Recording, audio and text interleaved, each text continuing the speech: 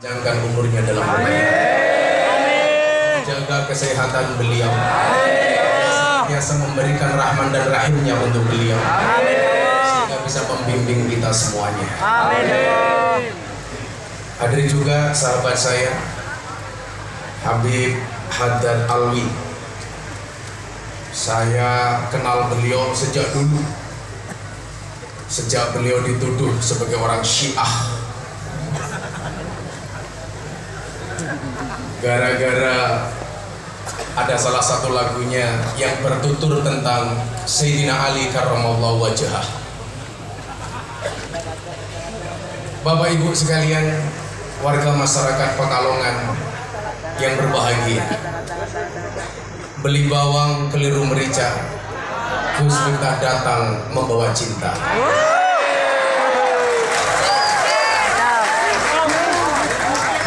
Minum es degan pakai susu. Hai orang Pekalongan, I love you.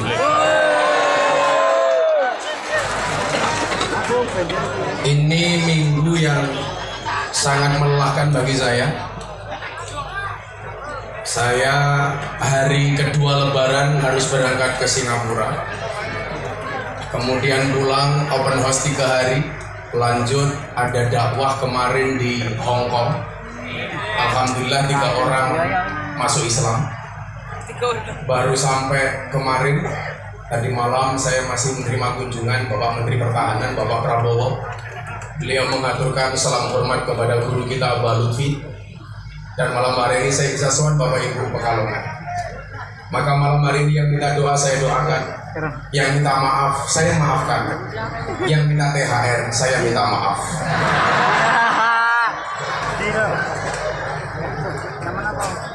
Bapak Ibu yang saya muliakan, saya teringat satu malam saya mendengarkan petuah dan mawaid dari Abah terkait bagaimana cara orang-orang yang tidak mencintai Indonesia, bagaimana cara mereka ingin menghancurkan Indonesia. Saat itu Abah Lutfi dawuh kepada kita semuanya, nah, pengen menghancurkan Indonesia itu caranya adalah dengan menghancurkan Nahdlatul Ulama. Bagaimana cara menghancurkan Nahdlatul Ulama? Caranya gampang, dengan mengadu domba sesama kiai. Kiai ribut dengan kiai, Habib ribut dengan Habib, Gus ribut dengan Gus, bahkan kiai ribut dengan habaib. Itu disampaikan Abah Lutfi sudah sekian tahun yang lalu, dan jawabannya adalah hari ini. Bagaimana di media sosial hari ini kita dibentur-benturkan antara kiai dengan habaib, saling mencela antara satu dan yang lainnya. Padahal mohon maaf, beliau menyampaikan sudah sekian tahun yang lalu. Disitulah kemudian saya teringat sabda Nabi, ittaqu firasyatal mu'min fa innahu yanzuru binurillah. Takutlah kamu sekalian, waspadalah dengan firasyatnya orang-orang mukmin, para kekasihnya Allah. Kenapa? Karena mereka melihat dengan cahaya dari Allah. Yang perlu kita ikuti adalah firasat-firasat seperti ini, bukan justru pendapatnya para dukun. Wasiyo.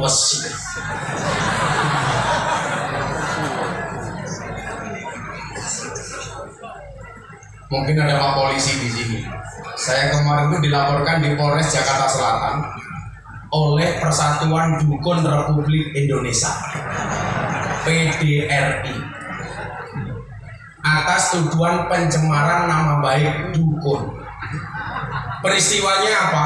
Saya podcast sama jamaah saya Atta Halilintar.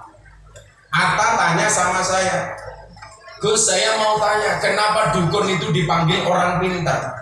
Saya jawab, iya, dukun itu dipanggil orang pintar. Kenapa? Karena yang datang orang goblok.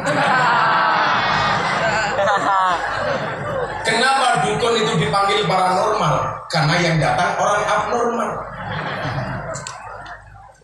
Atta tanya, saya tanya, Mas, kalau kamu saya kasih doa pilih mana? doa anti miskin atau anti bacok? Anta jawab anti miskin Gus. Bener, kamu pilih anti miskin karena kalau kamu kaya bisa kasih manfaat. Kalau kamu banyak duit bisa kebal, minimal kebal hukum.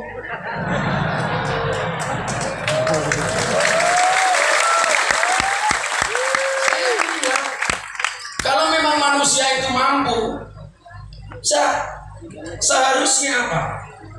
Seharusnya dokter itu badannya paling sehat. Karena dokter pekerjaannya menyehatkan orang lain. Tapi faktanya, mohon maaf, dokter juga sakit. Bahkan di Jogja saya punya teman dokter spesialis THT, telinga, hidung, tenggorokan. Orangnya malah budek.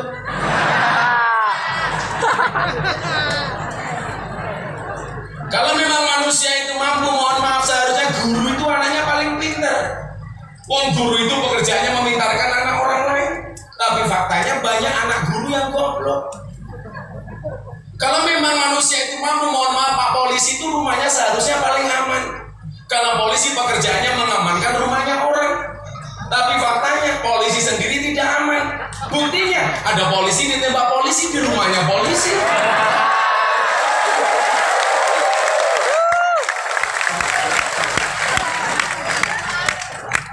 Kalau memang manusia itu mampu, seharusnya apa?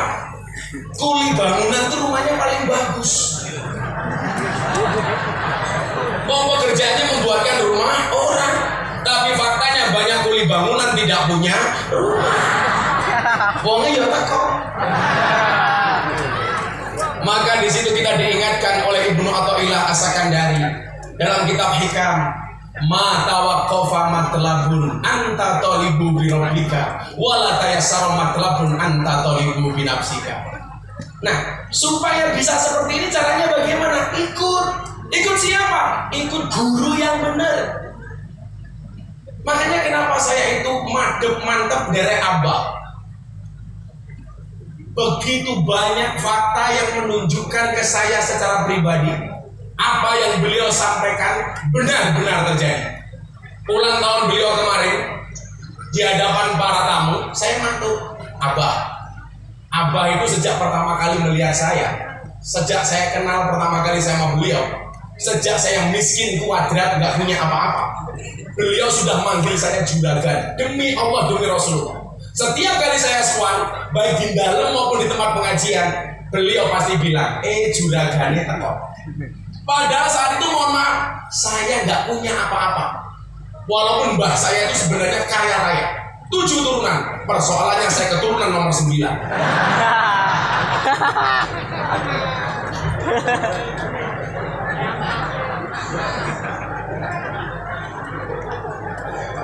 Lewat Pak. Saya itu ingat, kadang-kadang saya mohon maaf, saya itu pernah bawa salam tempel cuma 50.000 ke Abah. Malu betul saya.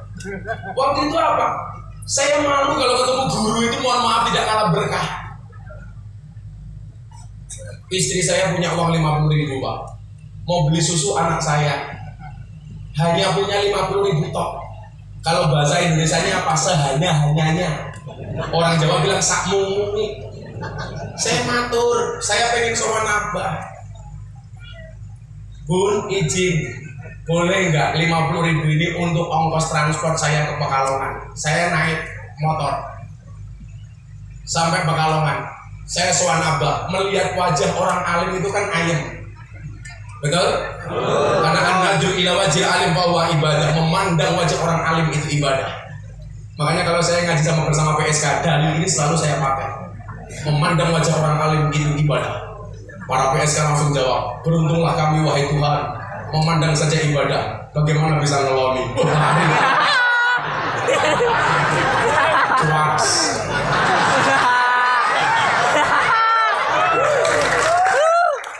Saya pulang, anak saya nangis karena istri saya gak kuat beli susu. Tapi apa? Saya sowan dalam, Abah bilang, juragane teko. Saya waktu itu mikir, saya miskin, kenapa Abah panggil saya juragan? Saya pulang, anak saya nangis Pak. Akhirnya malam itu, mohon maaf, anak saya gak kuat nyusu Pak. Apa yang terjadi? Subhanallah, saya rebutan susu dengan anak saya. Saya kemarin tanya sama Abah, kenapa saya dipanggil juragan? Beliau bilang apa? Dongo nak. Maka saya meyakini apa yang saya alami hari ini keberkahan dari doa beliau. Saya miskin dipanggil juragan, alhamdulillah. Dari saya belum siapa-siapa nothing, sampai hari ini kemudian dilihat sama orang atas bimbingan beliau. Maka yang pertama saya sampaikan, saya ingat betul bagaimana kemudian saya masuk kamar awal mula saya bikin pesantren tahun 2012. Beliau bilang begini sama saya. Pertama kali saya dipanggil di kamar beliau, juragan kan lebu, saya masuk. Abah duduk di kursi, saya pijiti kaki beliau. Beliau bilang apa sama saya? Weh gaya pondok nih, nggih Pak. Mohon restu. Kamu ingat-ingat. Satu saat kamu akan menemui satu zaman di mana hasutnya kiai itu lebih besar dibandingkan hasutnya santri. Saya waktu itu mikir maksudnya apa, dan ternyata benar. Setiap kali kemudian saya punya problem, kadang-kadang yang rusuh bukan orang lain tapi teman sendiri. Saya ceramah di gereja tahun 2021. Siapa yang membela pertama kali saya? Abah Lutfi. Saya di klub malam, siapa yang membela saya? Abah Lutfi. Siapa yang mencaci saya? Juga banyak teman-teman ustadz dan kiai. Saya bilang, saya dicaci bukan karena beda pendapat, tapi karena beda pendapatan. Jadi mohon maaf para habaib, para kiai. Hari malam ini kita berada di atas panggung yang sama, tapi ingat dengan amplop yang berbeda.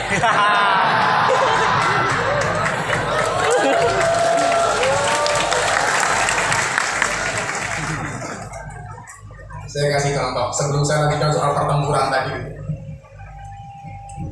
Betapa saya malu mas. Pas saya diajar soal gereja itu, Abah bilang ini saya, Mama telepon, Le, dahului Abah sahur di Pekalongan. Di dalamnya Abah itu gak mengenal buka puasa bersama, tapi mengenalnya sahur bersama. Sudah hampir imsak, saya baru sampai Tegal. Akhirnya saya sahur di Tegal. Subuh saya masuk kamarnya Abah. Abah sedang wirid. Betapa malunya saya. Abah yang mungkin dosanya cuma sedikit, lebih banyak kebaikannya. Setiap pagi beliau wirid sampai siang, menjelang siang, nggak berhenti. Tasbihnya panjang lebar, gede-gede, panjang-panjang. Saya tanya sama Abah itu kan amannya sudah banyak. Kenapa setiap pagi masih wirid seperti ini Abah? Beliau bilang apa? Le, Abah ki mursid, nambeli murid-muridku sing wirite kurang. Apa raisin matamu? Malu saya. Karena saya jablak, setelah saya dinasihati beliau saya matur, nggih monggo Mbah dilanjut wirite, kula mawakili mawon. Tambah jablak. Maksud saya apa? Ternyata yang beliau sampaikan dahulu hari ini benar-benar terjadi. Kiai nyerang Habib, oknum Habib nyerang Kiai. Tuduhan ke Habib yang tidak-tidak sampai diwacanakan tes DNA untuk habaib. Ya Allah. Maksudnya apa? Kita malu, Pak. Saya teringat dengan apa yang disampaikan oleh Said Abdullah Al-Haddad. Beliau menyampaikan apa? Wa ala kafatil muslimin ayya'taqidu hubbahum wa mawaddatahum wa ayyu'azimuhum wa ayyuwakiruhum bi ghairi huluyin wala israfin. Hendaknya setiap orang-orang muslim untuk meyakinkan dirinya, mencintai para habaib, menghormati para dzurriyyah tanpa melampaui batas dan berlebih-lebihan. Saya bilang, Abah itu tidak minta untuk dihormati, tapi kita yang butuh menghormati Abah, betul? Betul. Abah nggak minta disowani, tapi kita yang butuh sowan. Kowe iki sowan, nggawa masalah. Ora sosok bahaya. Abah sari mau enteng. Abah pulang ngaji jam 2 malam masih kamu tunggu. Yo ora minggat-minggat, padahal mau nggawa masalah tak ada. Aku yo ho'o.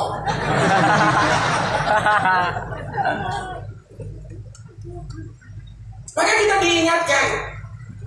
Imam Al-Ghazali dalam kitabnya beliau menulis Syarafun Nasabi min Salasi Jihadin. Kemuliaan nasab bisa ditinjau dari 3 sudut pandang. Yang pertama, al-intiha ila syajarati Rasulillah sallallahu alaihi wasallam. Nasab yang langsung terhubung dengan baginda Rasulullah Muhammad sallallahu alaihi wasallam. Fala yu'adilahu syai'un. Ini nasab, gak ada lawan. Maka guru saya berpesan, hormatilah para dzurriyyah karena nasabnya bukan nasibnya. Para dzurriyyah Rasul itu dihormati karena zatnya, sementara ahwal dihormati karena sifatnya. Para habaib dihormati karena zatinya, sementara para kiai dihormati karena sifatinya. Jadi mohon maaf, itu kan habibnya nakal, dablek. Jangan lihat perilakunya, lihatlah zatnya. Persoalan kita berbeda pendapat sah. Bukankah dalam kitab taklim kita diingatkan al-hurmatu khairum minat ta'ah? Saya dengan beberapa habaib yang dianggap keras, berbeda pendapat. Tapi ingat, perbedaan pendapat saya tidak mengurangi rasa hormat saya. Saya boleh tidak taat, artinya berbeda pendapat, tetapi tidak boleh mengurangi rasa hormat. Contoh, saya dulu dihubung-hubungan dengan Habib Rizik. Gus Miftah bermusuhan, oh tidak. Siapapun dzurriyyahnya Kanjeng Nabi wajib saya hormati, tapi tidak harus saya taati. Boleh berbeda pendapat. Contoh, umpamanya saya diperintah sama sahabat saya, sama guru saya, Miftah kamu ngimami sholat subuh. Saya jawab, boten kiai, jenengan mawon. Begitu saya jawab boten, saya tidak taat sama perintah kiai saya. Tapi ingat, ketidaktaatan saya karena hormat saya kepada kiai saya. Miftah kamu ngimami, boten kiai mawon. Begitu saya jawab boten, saya tidak taat. Tapi tidak taat saya karena hormat. Contoh ibu-ibu, sarapan, masakan sudah matang, ngaturi suaminya, ayo pak sarapan dulu. Suaminya bilang, boten ibu riyin mawon. Kalau anda paham dalilnya akan menjawab, boten kulo ngenteni bapak. Tahu pengalaman pak? Ayo pak sarapan, boten ibu riyin. Oke. Cenginingan. Wong iya takoi. Yo melu guyu. Biasanya jilbabnya coklat.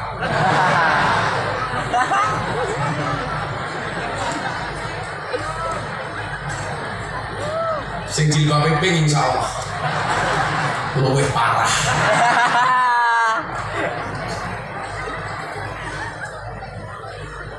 Al-intiha ila sajarati Rasulillah. Ini gak ada lawan, wala yu'adilahu syai'un. Mau dipanggil Sayyid, mau dipanggil Syarif, mau dipanggil Habib, selama dzurriyyahnya Kanjeng Nabi, ayo kita hormat. Kita hormat karena zatnya. Ahwal para kiai dihormati karena sifatinya. Malu pak, bangsa yang sudah besar seperti ini sekarang, mohon maaf, apa yang disampaikan abah benar-benar terjadi. Kita dibentur-benturkan. Dulu NU Muhammadiyah dibentur-benturkan, gak berhasil, sesama orang NU dibentur-benturkan. Makanya kenapa saya sering membuat syair-syair tentang itu sekarang.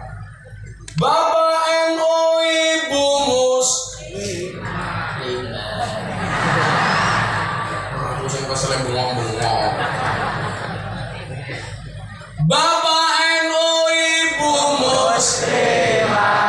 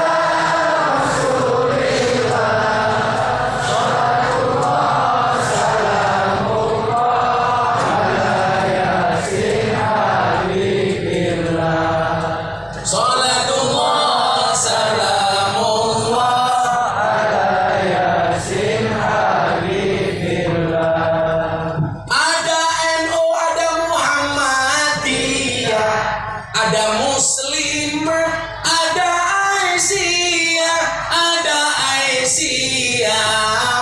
Semua akur jaga ukhuwah, Indonesia makmur, rakyatnya berkah. Amin. Semua akur jaga ukhuwah, Indonesia makmur, rakyatnya berkah. Salatullah, salamullah ala Rasulillah, salatullah ala Yasin Habibillah. Salatullah, salamullah ala Yasin Habibillah. Minum kopi rasanya nikmat, makan roti dari ketela, dari ketela. Ayo ngaji dan bersolawat, Habib Lutfi Abah Indonesia. Ayo ngaji dan bersolawat, Habib Lutfi Abah Indonesia. Salatullah, salamullah ala Rasulillah, Rasulillah. Salatullah, salamullah ala Yasin Habibillah. Salatullah, salamullah ala Yasin Habibillah.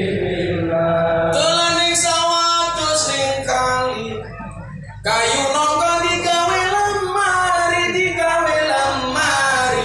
Gus Miftah gagalan sregep ngaji, oke rondo sing jaluti diajari ngaji.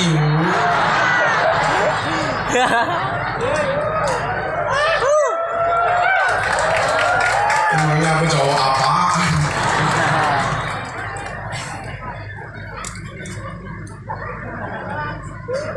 Habib Lutfi jaga, Habib Lutfi Habib Hatta Tawi jaluk, guys.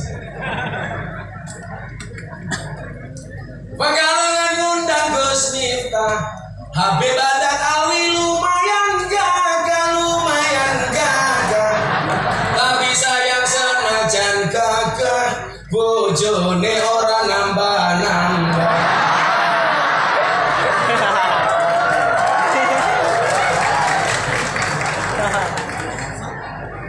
Sallallahu Nabi Muhammad. Al-intiha ila sajarati Rasulullah sallallahu alaihi wasallam. Mohon maaf kalau hari ini ada wacana tes DNA. Jajal kowe wani ngomong tes DNA ning ngarepe Habib Lutfi tak giyebuk cangkem tenan ya saya. Guys, aku lah giyebuk cangkeme wong gara-gara njaluk tes DNA abah, aku mlebu penjara apa? Iya narep ya. Gini apa mboten? Mbok ya tahu diri gitu. Masih ngaku habaib itu monggo lah. Tapi kalau melihat pun saya sangatnya aku khawatir, cangkemmu rasa gagas gitu. Kapan? Wis tak aku diri-diri. Ini apa mboten, Bu? Nggih. Dengar nih. Sekali lagi, para habaib seperti Abah Lutfi tidak minta untuk dihormati, tapi kita yang butuh untuk menghormati. Beliau tidak minta untuk disowani, tapi kita yang butuh sowani. Itu malah dari sini. Rasanya neko-neko. Al-intiha ila sadrati Rasulullah sallallahu alaihi wasallam. Dan saya termasuk orang yang hakul yakin mendapatkan berkah dari beliau. Saya dulu miskin gak punya apa-apa, alhamdulillah. Sekarang santri saya semuanya gratis. Padahal Anda tahu santri kalau makan subhanallah Gunung Merapi pindah ke kiri.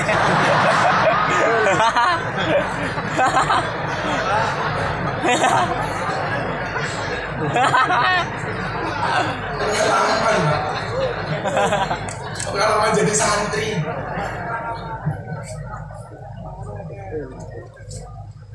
Yang kedua apa? Sarafun nasabi min salasi jihadin. Al-intima ilal ulama alladzina hum warasatul anbiya. Nasab yang nyambung kepada para ulama yang mereka adalah ahli waris yang para nabi. Warasatul anbiya bukan warasatul nabi. Makanya mohon maaf Mas, kamu boleh senang sama satu kiai, tapi nggak usah membanding-bandingkan dengan kiai lain. Falikuli syai'in pak-pakun. Semua orang punya pak-pak masing-masing. Falikuli syai'in maziyah. Di setiap kekurangan pasti ada kelebihan, dan di setiap kelebihan pasti ada kembalian. Saya itu nggak seneng Ben. Aku seneng sama Habib ini, nggak suka dengan Habib itu. Kamu itu bukan Habib kok membanding-bandingkan Habib. Aku seneng kalau Kiai ini, nggak seneng sama Kiai itu. Derajatmu orang Kiai kok banding-banding ke Kiai. Kan lucu Pak. Kalau kemudian Kiai itu beda-beda ya lumrah mawon toh Cak. Nabi jumlahnya 124.000 nabi. Hadis riwayat Ahmad dan Baihaqi. Kiai ahli warisnya para nabi. Nabi kelebihannya beda-beda masing-masing. Maka ketika turun kepada kiai, lumrah kalau kiai itu juga punya maziyah masing-masing. Nabi jadi raja Daud alaihissalam. Turun ada kiai yang ditakdir menjadi presiden, Gus Dur. Wakil presiden Kiai Ma'ruf.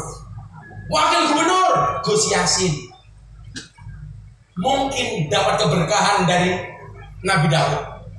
Nabi kaya Sulaiman. Begitu turun ketua perbulu, penasihat Petanesia Kiai Asep Mojokerto. Kaya seperti Kiai Asep. Ada Nabi gagah Nabi Musa alaihissalam. Begitu turun Kiai gagah Gus Maksum Pagar Musa. Gagah. Ada Kiai, mohon maaf, ada Nabi alim. Siapa Nabi alim? Nabi Khidir alim, Idris alim. Begitu turun ada Abang Lutfi, Gus Baha, Gus Koyun, Kiai Sakit. Ada Nabi miskin, Nabi Isa. Turun Bang Mudini Pekalongan, umpamane miskin.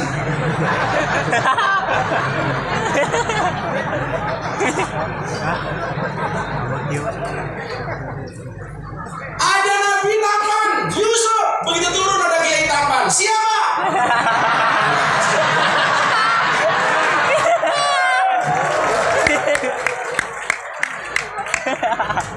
Sekarang bengok cuaks.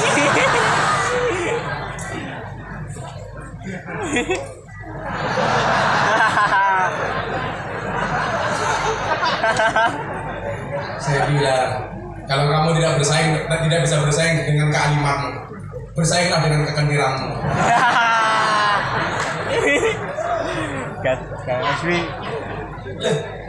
Falikuli saya maziyah. Saya matur sama abah, kalau ini buatan alim Mbak. Dulu almarhum Abah Dimyati Rois, ketika saya diajar soal gereja, yang saya sewari dulu pertama Abah Lutfi, kemudian setelah itu saya ke Abah Dimyati Rois. Saya dibilang apa? Bener wirtane pembuatan alim, tapi ingat, qalilun minal yaqin khairun min katsir minal ilmi wal amal. Sing kula duweni iki titik, Pak. Tapi alhamdulillah manfaat, mergo kula yakin. Saat ini kata santri alim, tapi ra manfaat. Maka kalau orang bilang, "Alam kita goblok," udah masalah, gobloknya laris. Kowe ngalim cangkemmu ra payu.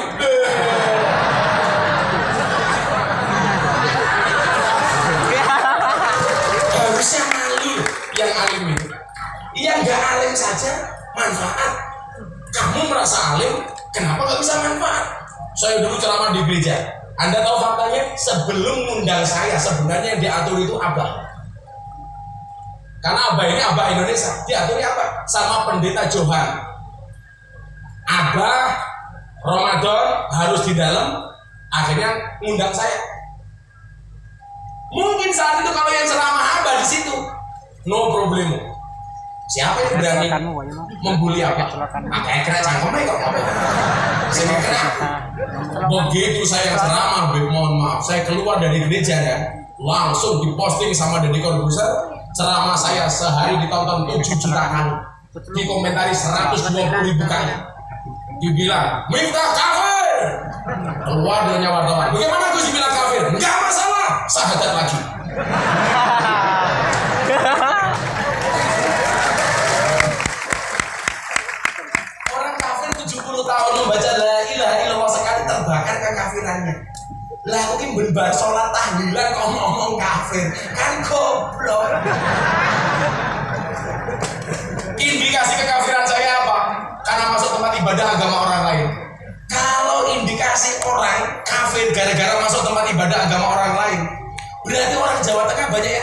sibuk.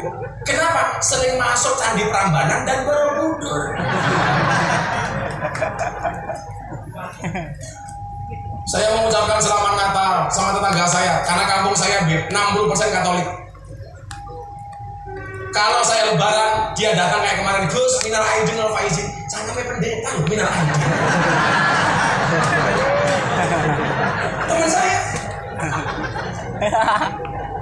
Begitu dia Natalan, saya bilang, pendeta, rayakan Natalmu dengan sukacita, sebagaimana aku Miftah merayakan Idul Fitri dengan sukacita.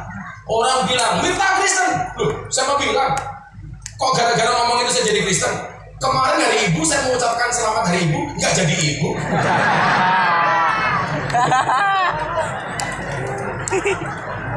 10 November saya mengucapkan selamat hari pahlawan, saya nggak jadi pahlawan, nggak jadi Avenger. Kamu yang jomblo mengucapkan selamat menikah, tetap jomblo.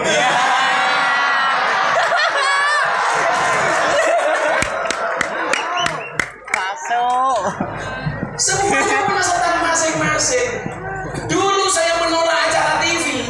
Abah itu udah begini sama saya, Le. Ya wajar saja kalau TV itu dikuasai sama orang Wahabi. Kenapa, Bah? Karena nggak ada orang-orang Ahlussunnah yang nggak mau muncul di TV. Akhirnya saya tampil acara TV, ngobrol bareng Gus Miftah. Saya punya acara sekarang di BTV, Jalan Dakwah Ahlussunnah ala Gus Miftah. Sehingga mohon maaf, dulu yang dakwah kita di medsos sekarang bisa bersaing, Pak. Kalau Anda pengen melihat bagaimana dakwahnya orang lain, coba Anda lihat. Kalau dulu mohon maaf, zaman almarhum Kiai Haji Zainuddin MZ, dai sejuta umat, tolok ukurnya tidak pasti. Hanya kalau pengajian jamaahnya banyak. Kalau itu Abah sudah turah-turah, lebih dari sejuta umat. Sekarang indikatornya bisa dilihat, Mas. Anda punya TikTok, coba dibuka nama umpamanya Gus Miftah, Anda lihat tagarnya, akan kelihatan berapa miliar, berapa juta di situ. Dan itu dakwah kita hari ini. Kamu pengen dakwah, nggak harus kayak saya, nggak harus kayak Abah. Bisa dakwah dengan medsosmu. Caranya bagaimana? Dakwahnya Abah Lutfi, kamu posting, kamu sebarluaskan, amplifikasi, itu dakwah. Lah kowe duwe TikTok sing mau delok mau kebaya merah.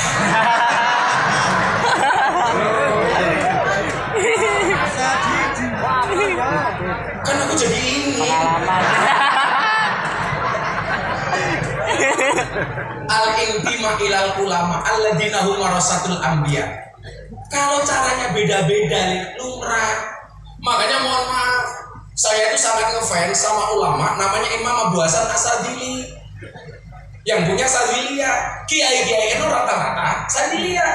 Persoalannya satu, Imam Abu Hasan As-Sadili itu tokoh sufi, kayak Abah ini presiden sufi dunia. Yang perlu diingat, Sadili mohon maaf, dia sufi tapi kaya raya. Lah kesalahan Kiai NU itu satu, yang dicontoh sufinya, tidak mencontoh kayanya. Kalau ada kiai kaya, dianggap lebih-lebihan dan hubud dunia. Pujiannya dilanggar apa? Rugi dunia orang jadi apa-apa, rugi akhirat bakal ciloko. Kuwi sing kondo sapa? Urusan dunia, urusan uang itu harus idhar. Rabbana atina fid dunya. Gak boleh ikhfa fid dunya. Idhar fid dunya harus jelas.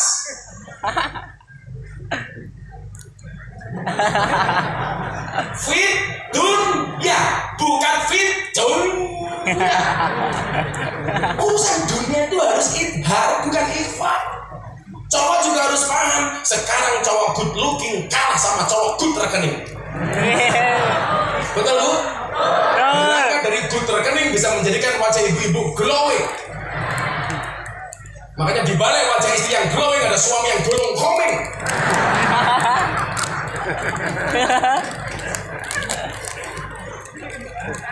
Sudahlah, kita ulama semuanya punya kelebihan masing-masing. Kalau saya itu gak usah dianggap ulama, saya santrinya Abah.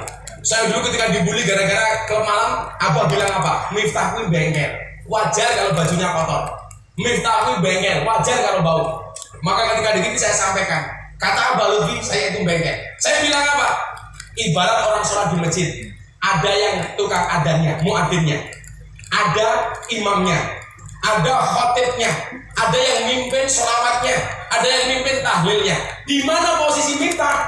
Cukup sebagai pembersih WC dan toilet. Kenapa? Sekhusu-khusunya kamu sholat di masjid, sholatmu pasti terganggu kalau WC-nya bau. Betul? Cukuplah saya sebagai pembersih WC. Makanya dulu ada gus-gusan yang bilang dasar Miftah Gus Telek. Saya bilang saya bangga disebut Gus Telek. Kenapa? Karena telek itu sakti. Buktinya apa? Tidak ada orang berani nginjak-nginjak telek.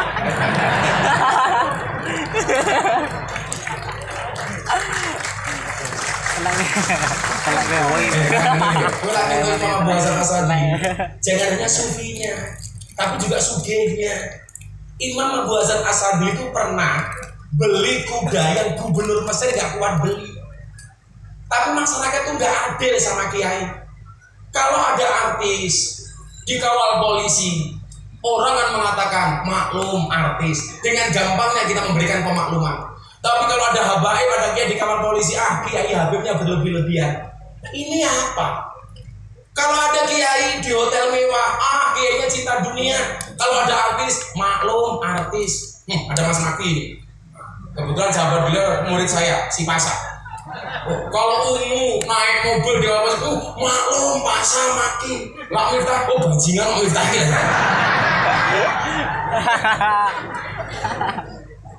Kita salah. Makanya saya mau merubah image itu. Satu ketika saya diajak sowan sama Gus Kausar kepada Yaidah Pelosok. Gus Kausar bilang, "Bah, Gus Miftah ini teng pejabat teng BUMN kiai larang, Bah." Saya pikir saya mau dimarahi sama Yaidah. Beliau bilang apa? Ora apa-apa, kudu ono kiai sing kaya Gus Miftah. Soalnya apa? Supaya banyak santri yang bercita-cita pengen jadi kiai. Karena apa? Dihargai. Kita tuh gak adil, lah. Kalau undang artis dangdut konser buka titik, jos, larang Pak.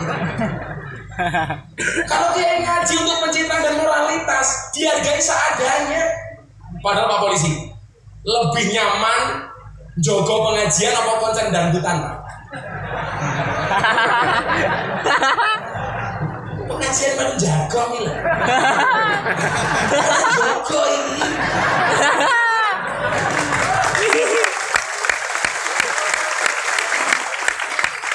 Jangan nunggu konser, polisi enggak nih. Padahal apa? Oh itu hakul mu'allim. Hak yang paling hak itu adalah haknya guru. Maka mindset itu saya rubah. Di satu sisi saya dibully, tapi di satu sisi ada harapan para santri bahwa ternyata jadi kiai itu bisa keren. Kayak Imam Abu Hasan Asadi. Ketika Imam Abu Hasan Asadi dikritik sama muridnya, "Kiai, Anda itu tokoh sufi, kenapa pakaiannya mahal?" Apa jawaban Imam Abu Hasan?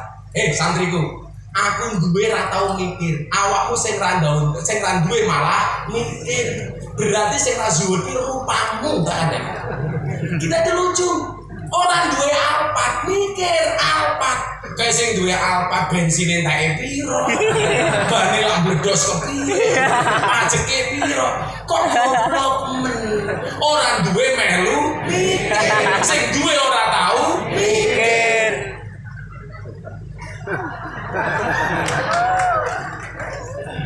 Abu Hasan jawab apa? Kenapa baju saya mahal, kata beliau? Libasi yakul inni ghaniyun, aku kaya. Fala tarhamuni, kamu jangan kasihani saya. Tapi kalau bajunya jelek, lusuh, sarungnya linting, ngambuni kembang kan sandalnya swallow. Seolah-olah pakaiannya mengatakan inni fakirun, aku kere. Farhamuni, kasihani saya. Itu. Makanya mohon maaf kalau ada kok Gus Miftah penampilannya setel. Aku kiainya selebritis. Yang saya hadapi teman-temannya Mas Maki. Jamaah pengajian itu aneh-aneh. Saya cuma rondo-rondo. Aura kasih. Nikita Mirzani. Salim Evangelista. Yang terakhir idolanya Habib Haddad Alwi, Lu Cinta Luna.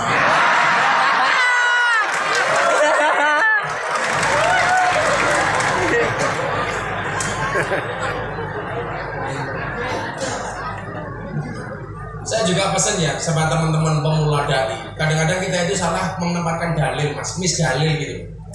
Contoh begini, mohon maaf, saya pernah Jumatan di pinggiran Kali Code yang mayoritas orang miskin. Khotibnya dengan bangga dan gagahnya mengatakan apa? Hendaknya kita berperilaku zuhud. Apa itu zuhud? Takut dunia li ajril akhirah, meninggalkan dunia untuk mengejar akhirat.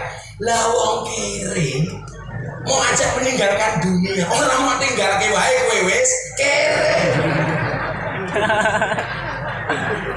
Ini salah dalil. Seharusnya apa? Kalau berbicara dengan mereka apa? Wala tangsa nasibaka minad dunya. Jangan tinggalkan nasibmu tentang dunia. Begitu, Pak. Ngomong zuhud tuh kayak saya kemarin diundang sama presiden di acara forum silaturahim ketua umum parpol. Ketua umum parpol bersama Presiden Jokowi. Itu ngomong zuhud pas supaya apa? Pejabat tidak korupsi, tidak pamer. Jadi polisi boleh kaya, tapi nggak usah pamer dan. Komandanku, Pak Tentara Pak Polisi, kekayaan itu seperti celana dalam. Maksudnya apa? Boleh dipakai, tapi nggak usah dipamerkan.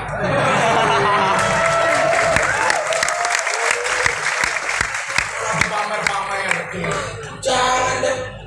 Kelas mulak pamer, kelasnya kayak Superman, nggak gue sepakin jopo.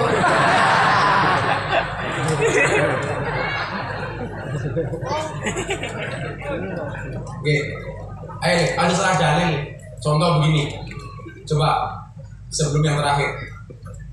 Dalil yang bunyinya perempuan yang paling baik itu adalah yang paling murah mas kawinnya. Itu seharusnya yang membaca cewek apa cowok? Cewek, Pak. Kalau cowok itu menjajah cewek. Yang membaca harusnya cewek supaya cewek tidak banyak tuntutan kepada suami. Kalau yang membaca kamu dikira menjajah halaman cangkem kere gaya gitu. Yang membaca harusnya istri, Pak.